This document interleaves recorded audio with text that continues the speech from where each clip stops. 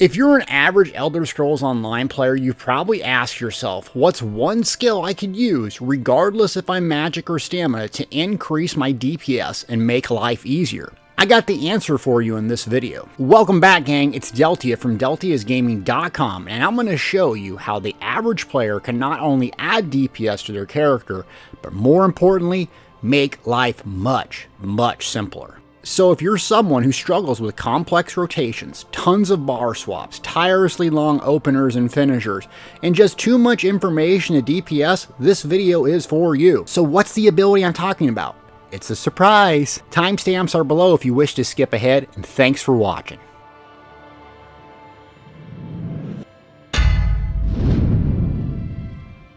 I'm on my Magic Sorcerer, Sorky Porky, in this video, and we're doing a very simple parse. I have very little DPS gear, mainly my VMA solo gear sets. I have very little buffs, but I'm illustrating a point to you, and that's on a single target fight. On pull number 1 of Bloodspawn, I have Mage's Fury equipped on my bar in the 5 key. The second fight, I have Camouflage Hunter instead. Yes, a stamina-based Fighters Guild ability. The results? While not 100% accurate clinical trial DPS, it's pretty dang close. I got roughly 1,000 more damage per second slotting Camouflage Hunter passively on my bar instead of Mage's Fury. Yes, the ability, regardless of your stamina or magicka, Camo Hunter for the Fighters Guild is a fantastic option to make life simple and add a little bit of DPS. Let's break this down further in-game to explain why and how, and to see if it's relevant for you and your build.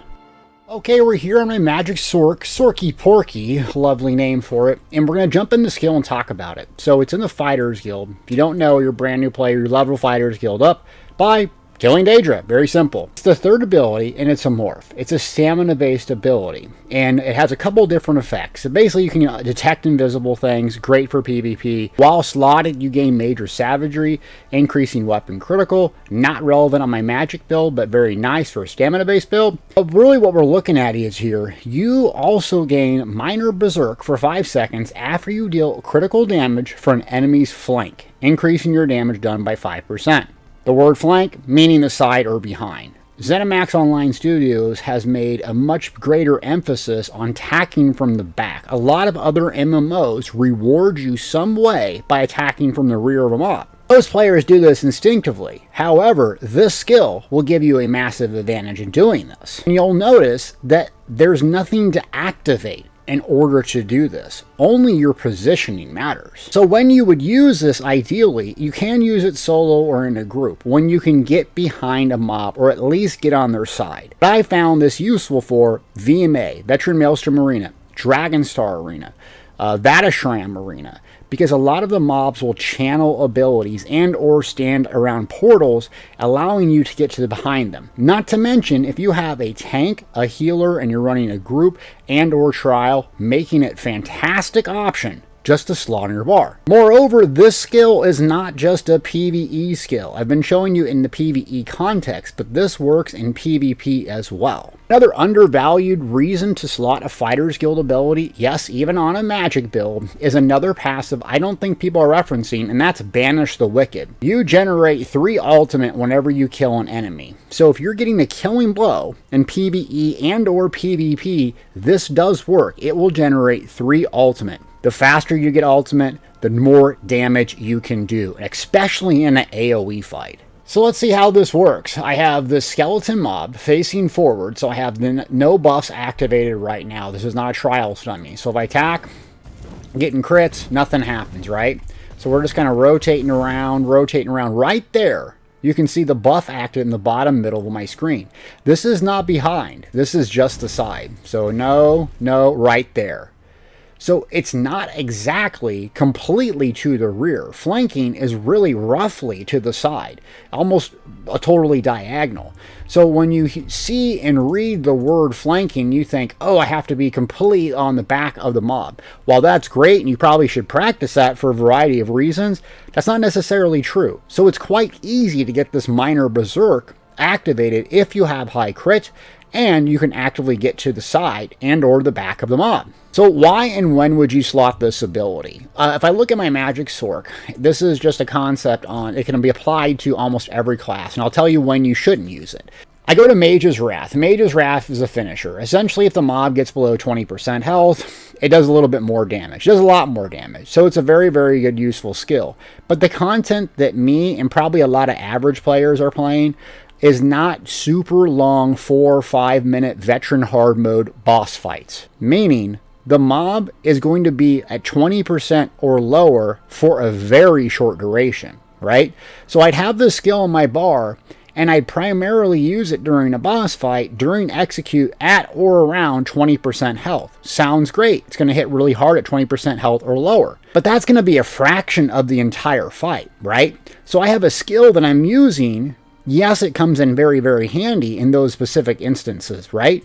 But making it so much more simpler. Why not just put this on? If I can actively get to the side or the rear of the boss, I'm getting minor berserk a lot of the time. No, it's not going to be 100% uptime, but it's going to be a lot. It's just a lot simpler if you have room on your bar for it. So for instance, this Magic Sorc, is this the highest damage producing build on planet Earth? No, but I tell you what, it's one of the simplest and most effective. I have 2 active skills on my bar at this point. Force Pulse, Crystal Frags. It's a very fun gameplay loop, and I can use Twilight Matriarchs for a heal. Back bar, I have a debuff, flex spot, a shield, and then 2 damage over time effects. I've completed almost all the content in the game that I want to do. No, not veteran hard mode trials. But with this skill, it makes it very, very simple, a lot of fun, and that's what the game's supposed to be about. Making it simple and fun, so you can do the content you want. Think about slotting Camo Hunter.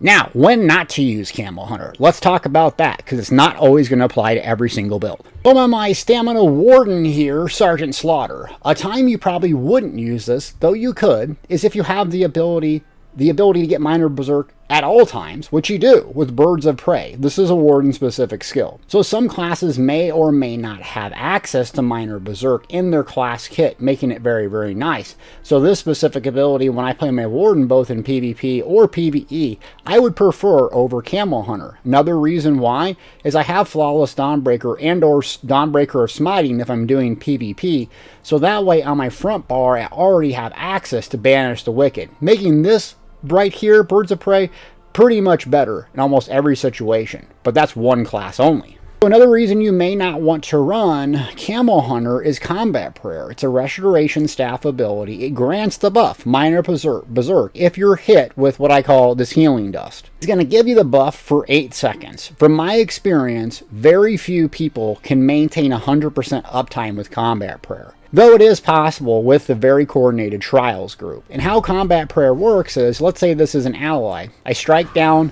my restoration staff and hit it. Why this is relevant is the more coordinated you are, the more closely tight you're going to be stacked, and that's why the healers in general in the trials will stand back so they can hit everyone with the DPS dust, aka Combat Prayer, allowing you to free up that bar slot.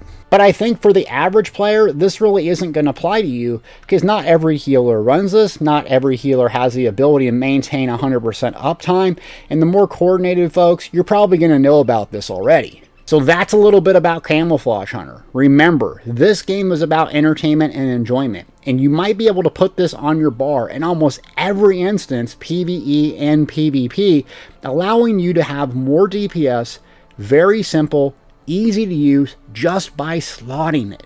I'm telling you what, gang, give it a try. I don't think you'll be disappointed. Thanks for watching this video.